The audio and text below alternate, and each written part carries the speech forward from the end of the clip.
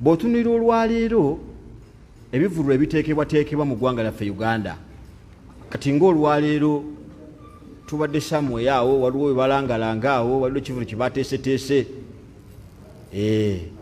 naye njagala weteeke ku mizaani barakallahu fiik nti ekivvulu ekyateekeddwa ne duruusaati nga zino ogenda wa?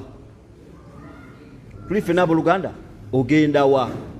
Tuli ffenna kubanga tosobola kuŋŋamba nti mubende yonna abavubuka mu mikamu abatudde wano wallahi bangi naye Allah abanga akusokoddewo n'akunakalayo n'ojja n'otuulako wano mu kifo kino eno beera nga yeebaza Allah subhanahu wa ta'ala olwakadde k'ogenda okuwaayo obeere ng'oteeka ettoffaali ku ki? Ku busiraamu. Tuli ffenna abooluganda era nga biidhinillahi tabaraka wa ta'ala omulamu omukulu kwe kubeera nti tutegeera Allah subhanahu wa ta'ala n'omubaka Muhammadi sallallahu alaihi wasallama na butya omusiraamu bw'ateekeddwa okubeera ng'asinza Allah tabaraka wa ta'ala kubanga ebiseera ebisinga abantu abamu balowooza nti basinza Allah naye nga fil haqiqa si gwe bakola ki?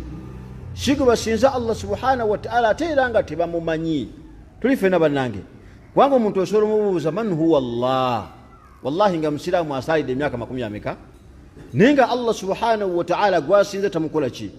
Allah yaŋŋamba okusaala yandagira okusiiba naye nga Allah gwosinza tamukola ki? So kati buli bw'otegeera omuntu gw'osinza kikwongera laavu kikwongera amahabba obwagazi okubeera nti gw'osinzira ddala yaani? Ye Allah subhanahu wa ta'ala. Tuli ffenna abooluganda era ng'omumuli omukulu kyekigambo ekiyitibwa at-tawhid. At-tawhid okwawula Allah subhanahu wa ta'ala mu mbeera y'okubeera nti tumusinza.